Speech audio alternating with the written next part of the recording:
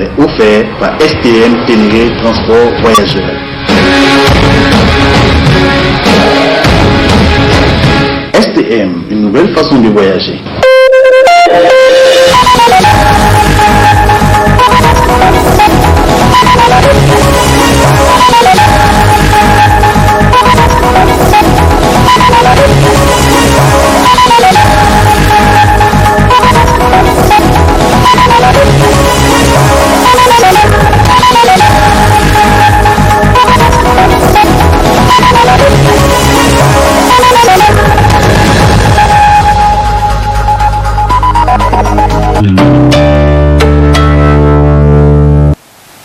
« 20h passées de 15 minutes, messieurs, dames, bonsoir et bienvenue dans cette grande édition sur le miroir de la femme. La vente des véhicules d'occasion est devenue de nos jours une activité à part entière. C'est ce que nous dira dans ce reportage. Suivez plutôt. À l'heure de l'évolution mondiale où le secteur du transport reste d'actualité au Niger, le commerce des véhicules d'occasion est une importance capitale et une nécessité fait face à une recrudescence sur le marché. Yawanci abin da duk ya kawo su matsaloli lalle yanzu babu kasuwa kaman da yadda kuka sani kasuwar mota ya rage kwarai kuma akwai matsaloli wanda suka kaso ya danganci fannin harka awon mota yana da tsada yanzu sosai. Il y a beaucoup de voitures, mais pas assez du marché contrairement aux années antérieures. Cela est dû au prix élevé du dédouanement au niveau de la société Sony-Loga. C'est pourquoi tous les clients renoncent à acheter une voiture. Les autorités nigériennes doivent revoir la situation au niveau de la société Sony-Loga afin de faciliter la tâche à nous et à la clientèle. Da yawa sun mai da musu kudin su kenan yanzu ba wai sai mota ne adda waya ba da don ma ci adda ta yawa tunda motar da zaka sai 2 million 3 million a ce sai ka auna ta 1 million 5 sai 1 million 800 wata 2 million kenan kun gani wannan abu wanda yayi yawa da don ma ta yawa nan ka samu an ka rage da don ma insha Allah muna tsammanin cinikin mota zai komo kamar yadda muka sani. L'État nigérien doit revoir le prix du dédouanement des véhicules qui est à la base du retentissement de ce secteur pour la satisfaction de tous. Un mot d'éducation dans cette édition. Depuis quelques années récentes, le châtiment corporel à l'école est interdit dans notre pays. Un état de fait que les enseignants n'apprécient pas car selon eux, l'éducation réussit avec le châtiment corporel. Fatouma Idjo nous en dit plus dans ce reportage. Le châtiment corporel est une forme de punition dont l'objectif est d'infliger une douleur physique afin d'amener une personne reconnue coupable d'une faute ou d'un délit à un repentir et à éviter la récidive. C'est ainsi que depuis quelque temps, une nouvelle loi a été adoptée interdisant ainsi le châtiment corporel à l'école, toute chose que n'apprécient pas les enseignants. Les temps forts où nous étions à l'école primaire, où il a été institué une symbole, où le matin, tout élève qui vient à l'école avec le symbole, on lui fait déjà 5 coups de cravate. Et cela avait amené les élèves à apprendre leurs leçons. Cela avait amené les élèves à avoir le goût de parler le français. Cela avait amené les élèves à faire en sorte que même quand ils quittent l'école, sur les chemins de l'école, c'est la langue française qui est parlée. Quand ils partent en ville, de peur que tu puisses prendre les symboles, tu parles le français. Mais j'avoue que la décision interdisant le châtiment corporel est à la base de cette baisse de niveau que nous connaissons aujourd'hui. L'interdiction du châtiment corporel aujourd'hui est à la base de la délinquance des élèves aujourd'hui un peu partout à travers le Niger. Avec l'apparition des nouvelles technologies de l'information et de la communication, le châtiment corporel doit encore être restauré dans les écoles. D'où cet appel. Nous pensons que avec l'évolution de la nouvelle technologie de l'information et de la communication, il faudrait que le châtiment corporel revienne pour que les enfants puissent laisser le portable. Avec l'évolution de la paresse aujourd'hui, il faudrait que le châtiment corporel revienne pour que les élèves puissent réciter leurs leçons. Avec la façon dont les parents aiment leurs enfants, ils ne veulent pas que même une mouche les touche pour que ces enfants puissent être des enfants qui peuvent relever le lendemain meilleur, qui seront des enfants où on dira que l'enfant d'un tel a étudié. Il faudrait que le châtiment corporel revienne. En un mot, c'est dire que les parents, les enseignants et les élèves doivent chacun rester dans le strict respect de la loi contre le châtiment corporel. Cependant, certaines voix estiment que le châtiment corporel doit être restauré dans l'intérêt des enfants, car ils sont l'avenir de la nation. Intéressons-nous à présent au marché d'Olé qui, en cette période hivernale, est confronté à plusieurs difficultés. Le constat dans ce reportage. Un adage populaire dit qu'après la pluie vient le beau temps.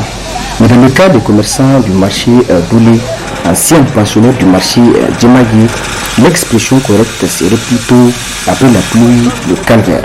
Une nouvelle saison pluvieuse, mais toujours c'est à des poids quasi impraticables, avec son cortège de désagréments qu'on a à faire. Clients, commerçants et tous ceux qui d'une manière ou d'une autre se rendent dans ce marché. La situation persiste et c'est loin d'être par faute de réaction de ces anciens du marché Djemagui qui n'ont cessé de lancer des vifs cris de cœur à l'endroit des autorités compétentes qui, à en croire leurs propos, les avaient délocalisés vers ces sites avec la ferme promesse de les mettre dans les meilleures conditions qui soient. L'un dans l'autre, le marché d'Olé et avec lui l'ensemble de ses fréquentations végètent dans une situation déplorable, surtout avec l'hivernage qui commence à se pointer sérieusement. Et il relève de l'urgence que les autorités compétentes réagissent aux cris de cœur multiples des pensionnaires de ce marché afin de les mettre dans des conditions respectables. Toujours en cette période hivernale, la ménagère n'aura pas de mal à remplir son panier car les produits et légumes sont disponibles en plusieurs variétés dans les différents marchés. Autant pour moi, le constat dans ce reportage. Le nep-nep ou graine d'acacia nilotica, encore appelé bagarois en Hausa ou banisé en Zanwa, utilisé depuis des générations par nos grandes-mères. Cet arbre est originaire de l'Afrique tropicale, mais il est aussi présent en Afrique de l'Ouest. Le nep-nep a des multiples vertus thérapeutiques, antipaludéens et anti-inflammatoires. En dehors de son utilisation dans la médication traditionnelle, ce fruit est aussi utilisé dans les fabrications des médicaments modernes. Au Niger, les Hausa utilisent la graine grillée comme aliment alimentaire. Cette plante a des forts taux de tannines et ses grains riches en sodium, potassium, magnésium et protéines. La poudre de bagarois est très efficace pour soigner le rhume, le mal de gorge, le maux de dents, les caries dentaires, la fièvre et plein d'autres. Il faut noter que le nep-nep est une plante qui pousse dans la nature sans aucune difficulté et très utilisée par les femmes pour leur beauté et pour leur confort physique. Vous l'avez sans doute constaté, c'était une erreur. Messieurs, dames, vous venez donc de suivre les bienfaits de l'acacia nilotica, appelé aussi le nep-nep. Donc, c'était donc la découverte de l'acacia. Revenons à présent sur le panier de la ménagère, qui en cette période hivernale, les produits et légumes sont disponibles en variété dans les différents marchés de la capitale. Suivez le constat. Dans ce marché de Wadata de la ville de Niamey, on constate ça et là des étalages de condiments, fruits et légumes de tout genre. La clientèle est toujours présente pour s'approvisionner. En cette saison de pluie, les prix montent en flèche. Plusieurs raisons expliquent cette situation. Game da kasuwanci ta kayan miya a yanzu dai kayan miya ɗanyen kaya suna tsada. Rashin su dai yanzu dai akwai kayan miya wanda dama ba mu da sunan nan. Carrot, shu, tamati wayannan dukkanin na bamu da su daga Ghana daga Najeriya. To ta san tafa bara mu sai da ta 300-350. Albasa yanzu dai a halin yanzu tiya jikka na yake so 300. Akwai masaya akwai wayanda kuma an ba su suke ba sa su. Wani sai ka kula mata kaya kuma ta jiwa da shi ta ce ma kaya sun yi tsara. Wannan kaga dan bin san kan gana mun ku dauko ta jikka 12. Mun ba mutum cikin na dala 40 ko na dala 30 sai ta ce mu ya tsara. Yanzu kawai misali tamati. Yau abinda abin ga yace 90 shi ke jikka 47.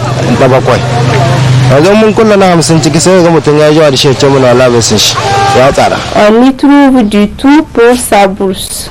Les produits sont disponibles et accessibles. Les clients sont confrontés à la hausse comme à la baisse selon les moments. Du fait de la non-production locale des produits indispensables au panier de la ménagère. Dernier aspect de cette édition, Niger Telecom, pour améliorer sa performance, a investi dans plusieurs projets en cours et en finition. Les travaux ont été supervisés hier matin par le directeur général Abdou Harouna à Niamey et dans la commune rurale de Hamdallah. Le compte rendu, c'est avec Harouna Amadou et Kantama Ibrahim. Première étape de la sortie du directeur général de Niger Telecom, la centrale dotée de nouveaux équipements et matériels à la cour de Niger Telecom. 3 entreprises ont été visitées ainsi que le garage et l'infirmerie. De la commune rurale de Hamdallah, des grands travaux ont été engagés. Il faut rappeler que la stratégie du management de Niger Telecom s'articule autour de certains axes fondamentaux, dont l'expansion du réseau des systèmes d'information pour l'acquisition de nouvelles infrastructures, avec plusieurs projets également, des projets pour la modernisation du réseau des systèmes d'information. Le développement des services à valeur ajoutée innovant comporte plusieurs projets dans le système de mobile money. Niger Telecom n'est pas une société de téléphonie mobile seulement. Nous avons des infrastructures lourdes sur lesquelles nous travaillons. Vous savez très bien que nous sommes les seuls détenteurs de la fibre optique ici au Niger. Et donc, tout ce qui est de la transmission en matière de télécommunication vient de chez nous, la plupart. L'un de notre plus gros soucis, quand nous avions défini la stratégie de l'entreprise 2017-2021, c'était de dire que nous sommes vraiment leaders en data, donc en Internet, et il faut renforcer ce secteur-là. La téléphonie mobile représente un petit segment dans Niger Telecom, parce que généralement, on aime trop nous juger sur la partie mobile de téléphonie. Eh bien, dès lors que nous avions cette stratégie, ce que nous avions fait, c'est de dire les premiers investissements que nous allons faire devraient être axés sur le développement de l'Internet au Niger. Et au niveau du Central B, on a un premier projet qui est focalisé sur l'augmentation de la capacité. On est en train de passer de 10 gigas à 80 gigas et avec 12 autres équipements qui font 12 gigas chacun. Alors, pourquoi on est en train de faire ça? C'est pour répondre à la demande très croissante au fait au Niger sur l'Internet et aussi les opérateurs qui nous demandent de grandes capacités. Il faut qu'on arrive à satisfaire cela. Et nous avons un autre projet qui est sur le Wi-Fi. On veut faire du Wi-Fi, des hotspots, du Wi-Fi grand public pour vraiment essayer d'aider la population nigérienne à avoir accès à l'Internet partout où ils sont et à un tarif très moins cher. Nous avons d'autres projets qui nous permettent, même pour la gestion de nos activités, la supervision de nos activités, la sécurisation de nos données et aussi permettre aux opérateurs et à des entreprises ou même des organisations internationales de venir stocker leurs données chez nous. Donc c'est là où vous avez vu dans le sous-sol là, on est en train de réfectionner le sous-sol.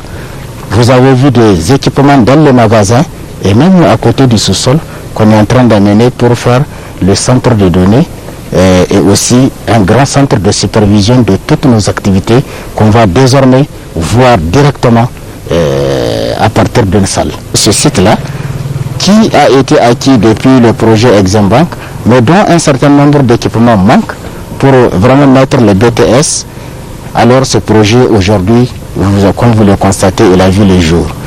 On va connecter de Niamey jusqu'à Tawa via Filangué. Des efforts qui ont contribué à améliorer la santé de l'entreprise. Tous ces investissements-là ont été faits sur fonds propres de Niger Telecom. Et ces investissements avoisinent les 7 milliards de francs CFA. De 2017 à 2020, nous avons amélioré la situation financière de l'entreprise. Une entreprise qui passe de 24 milliards de chiffre d'affaires à 43 milliards de chiffre d'affaires doit dans son programme avoir un plan d'investissement sur fonds propres. Et c'est ce que nous avions fait. Nous étions passés de moins 10 milliards en 2016 à aujourd'hui 3,4 milliards en positif de résultats nets opérationnels. Donc la santé de l'entreprise est en train de s'améliorer. Les investissements colossaux ont permis à Niger Telecom de marquer la différence et gagner la confiance de sa clientèle. Voilà, point final de cette édition. Messieurs, dames, merci de l'avoir suivi. Le programme continue sur le miroir de la femme. Au revoir. Ce journal vous a été offert par STM Ténéré Transport Voyageurs. STM, une nouvelle façon de voyager.